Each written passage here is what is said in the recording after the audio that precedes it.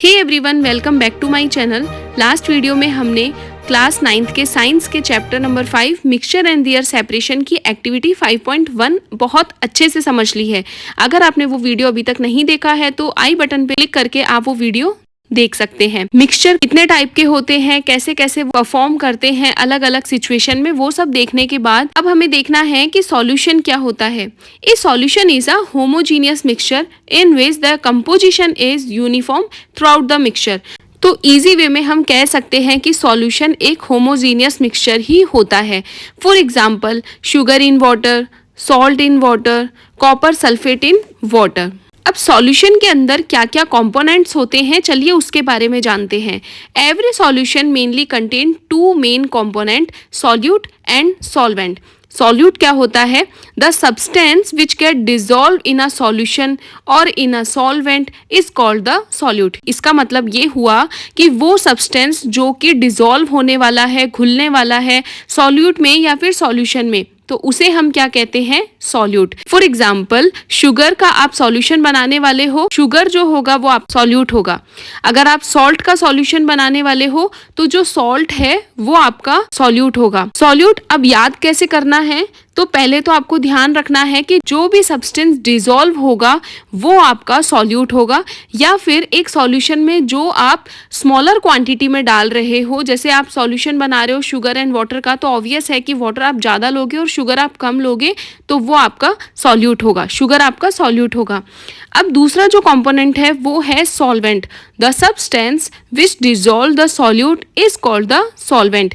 वो सब्सटेंस जो सॉल्यूट को डिसॉल्व करता है उसे हम सॉल्वेंट बोलते हैं। For example, water in sugar solution, water in salt solution, ठीक है, एल्कोहल इन टिंचर आयोडीन। तो ये क्या होते हैं? सॉल्वेंट होते हैं। सॉल्वेंट यूजुअली प्रेजेंट होते हैं लार्जर क्वांटिटी में। इस तरीके से भी आप इसको याद रख सकते हैं। When solute particles mix completely with solvent particle, they form a stable and uniform mixture। और उसी मिक्सचर को हम क्या बोल रहे हैं? सॉल्यूशन बोल रहे हैं। ऐसा क्यों होता है?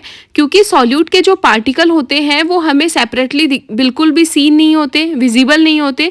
जो मिक्सचर होता है वो यूनिफॉर्म होता है। एक पॉइंट और यहाँ ध्यान रखना है कि जो एक ट्रू सॉल्यूशन होता है उसमें सॉल्यूट के पार्टिकल का जो साइज होता है वो एक्सट्रीमली स्मॉल होता है।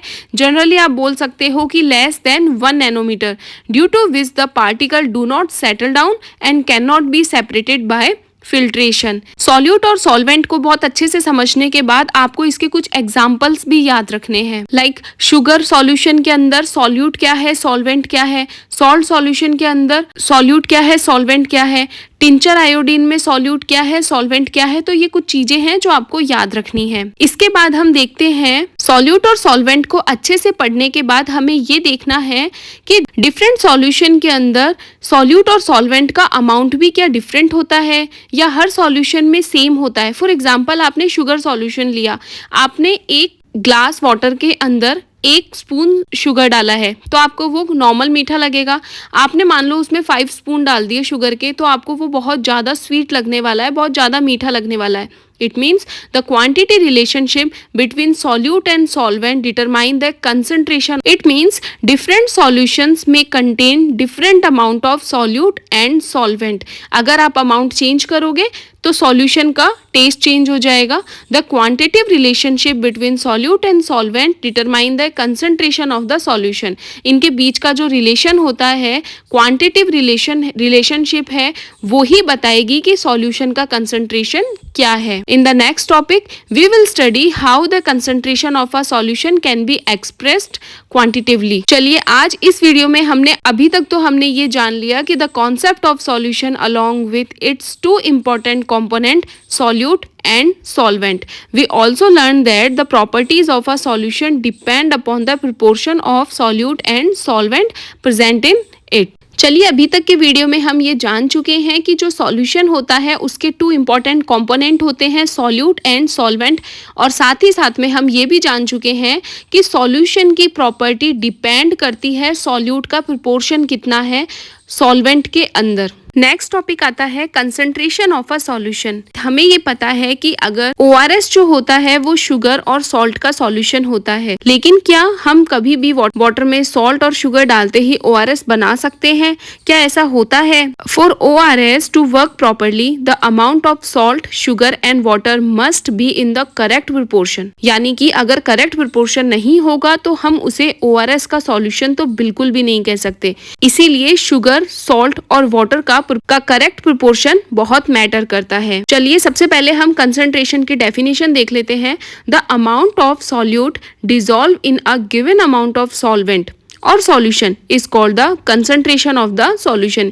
यानी आप कितना अमाउंट सॉल्यूट को डिसॉल्व करने वाले हैं। अब डिसॉल्व आप चाहे तो सॉल्वेंट में भी कर सकते हैं, चाहे तो सॉल्यूशन में भी कर सकते हैं, उसे ही हम क्या बोलते हैं? Concentration of the solution. इस तरीके से आप डेफिनेशन लर्न करेंगे। The amount of solute dissolve in a given amount of solvent or solution is called the concentration of the solution. यहाँ ये बात ध्यान रखनी है कि अगर आपका सॉल्यूट ज्यादा है तो फिर ज्यादा कंसंट्रेटेड सॉल्यूशन बनेगा, लेकिन अगर आपने सॉल्यूट कम डाल रखा है तो डाइल्यूट सॉल्यूशन बनेगा। For example, if we add 2 spoon of sugar in 1 glass of water, dilute solution. If we add 6 spoon of sugar in the same glass of water, इसको हम बोलेंगे कंसंट्रेटेड सॉल्यूशन। समझ में आया? ORS के अलावा आपकी बुक में एक पेस्टिसाइड का एग्जाम्पल भी दिया हुआ है। एग्रीकल्चर में पेस्टिसाइड को स्प्रे किया जाता है और farmers must use proper concentration. अगर वहाँ लो कंसंट्रेशन हमने डाली तो फिर जो पेस्टिसाइड है वो क्रॉप्स को प्रोटेक्ट नहीं कर पाए। वहीं अगर हमने ज़्यादा पेस्टिसाइड डाल दिया तो फिर वो डैमेज करेगी क्रॉप को, सॉइल को।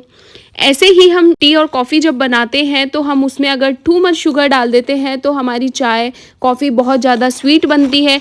अगर शुगर हम कम डालते हैं तो कम्प्लीटली चेंज टेस्ट आता है। Concentration determine the relative quantity of solute particle present in a solution. It directly affect the properties and effectiveness of the solution. यानी कि अगर आप सॉल्यूट की क्वांटिटी को चेंज करते हैं उससे कंसंट्रेशन चेंज हो जाएगी और सॉल्यूशन की प्रॉपर्टीज, इफेक्टिवनेस को ये डायरेक्ट अफेक्ट करेगी। चलिए थ्योरी पढ़ने के बाद अब क्वेश्चन स्टूडेंट्स के माइंड में ये भी आता है कि कंसंट्रेशन को हम मैथमेटिकली कैसे एक्सप्रेस कर सकते हैं। In the next topic we will study different methods of expressing concentration of a solution. तो इस वीडियो में हमने क्या देखा? Solution must have correct proportion, concentration tells amount of solute present, concentration affect effectiveness of solution, used in medicine, farming, food and industries. अगर आपको ये video पसंद आया है तो इस वीडियो को लाइक, शेयर और चैनल को सब्सक्राइब करना बिल्कुल भी ना भूलिएगा। मिलते हैं नए वीडियो के साथ। Thanks for watching. Next video में हम जानेंगे कि कंसंट्रेशन ऑफ अ सॉल्यूशन को हम मैथमेटिकली कैसे एक्सप्रेस कर सकते हैं।